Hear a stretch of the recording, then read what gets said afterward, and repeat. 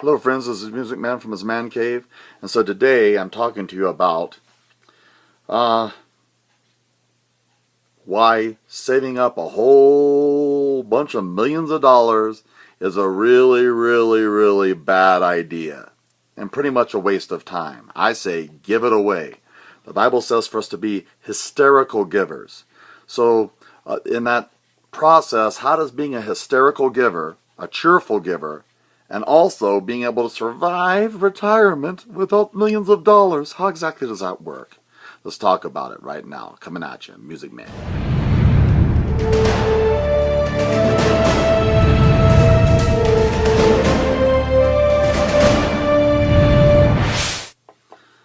Well, first of all, there's a lot of goofs out there telling you you're going to need millions of dollars to survive in retirement.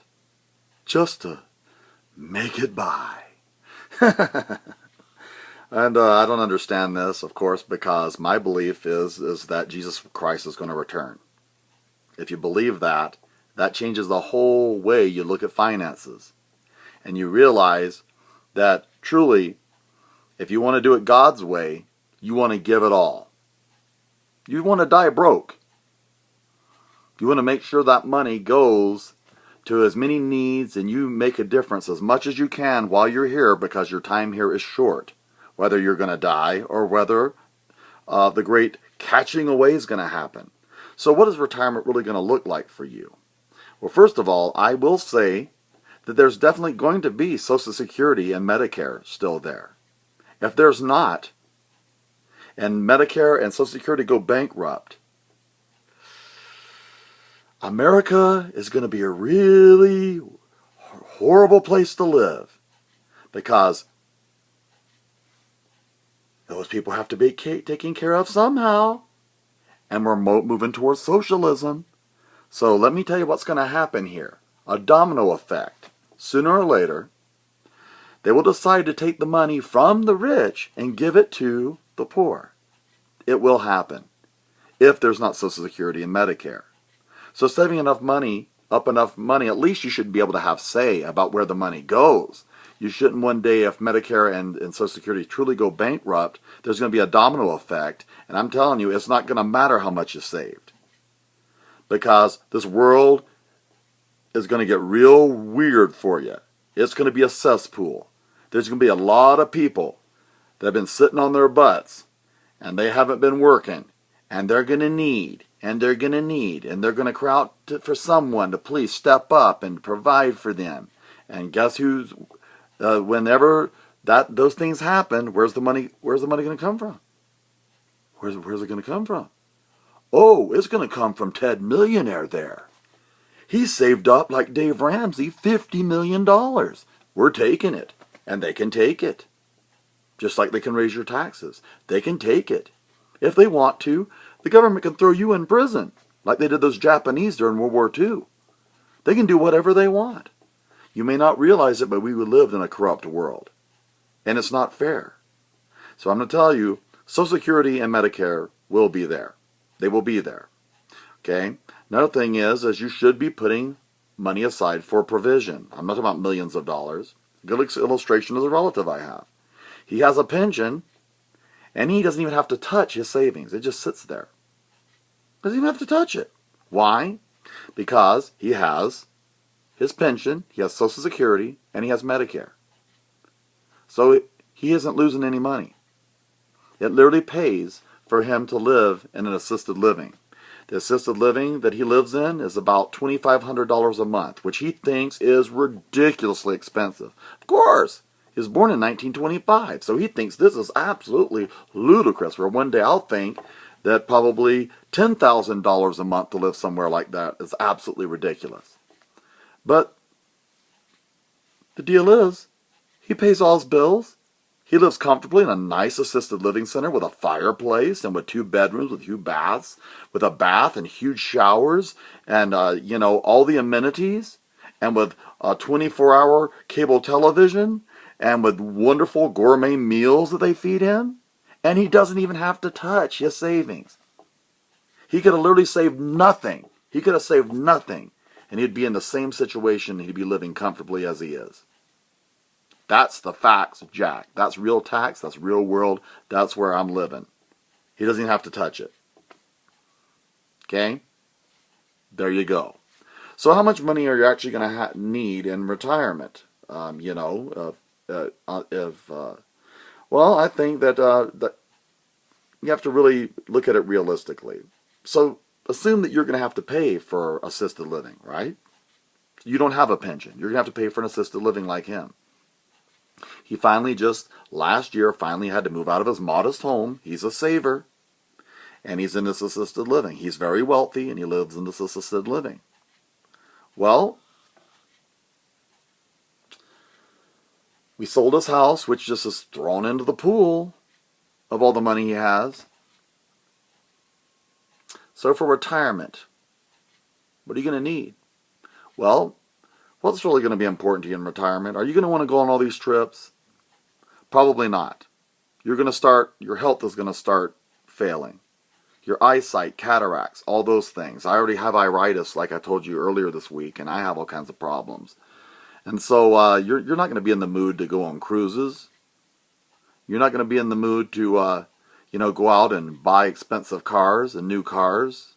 You're probably going to have the same car for a long time because you're going to treat it very gingerly and you're going to drive it very carefully.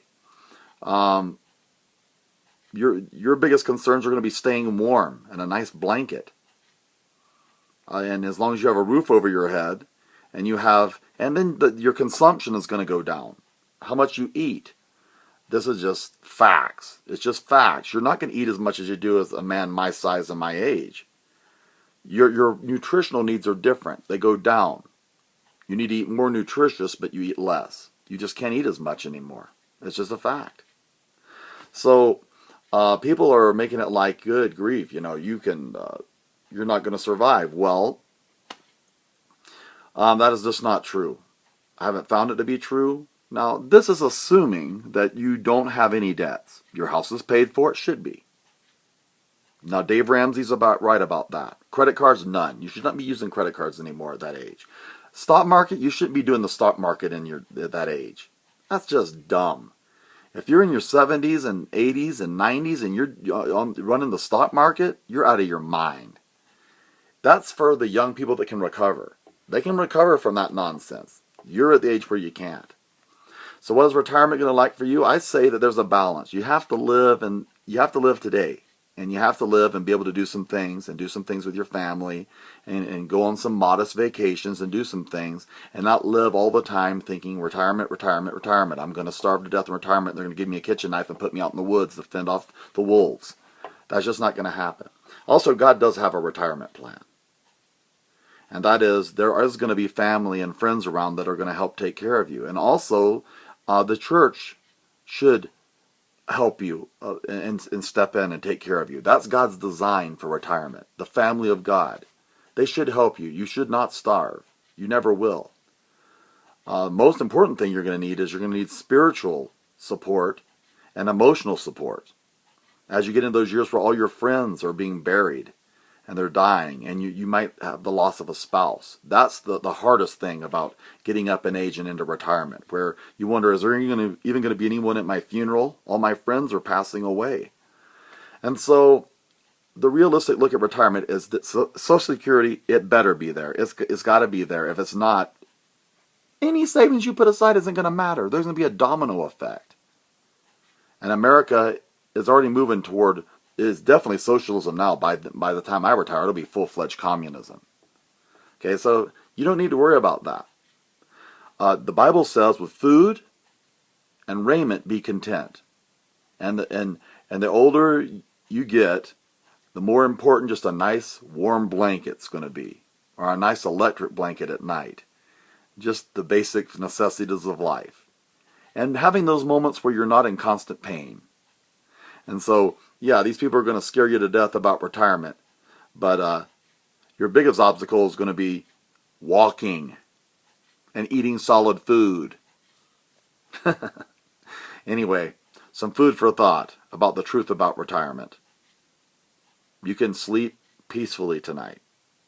Besides, you can outgive God. He said to test him in this.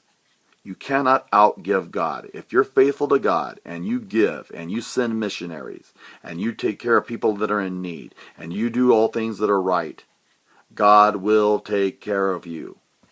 Just like he sent the quail, just like he sent the manna from heaven, just like he took care of the early century Christians, he'll take care of you too. So stop being afraid. Jesus, how many times did he say, don't be afraid, fear not? Save for provision. So for me, I think that probably a good 400,000 should be all I need saved to live comfortably in retirement. Looking at all what's going on in my options and so forth. No way, you're going to need like $1 trillion. Sorry, no sale. No sale. And as for leaving an inheritance, Dave Ramsey, to your children's children, Solomon really left a good, godly inheritance, didn't he?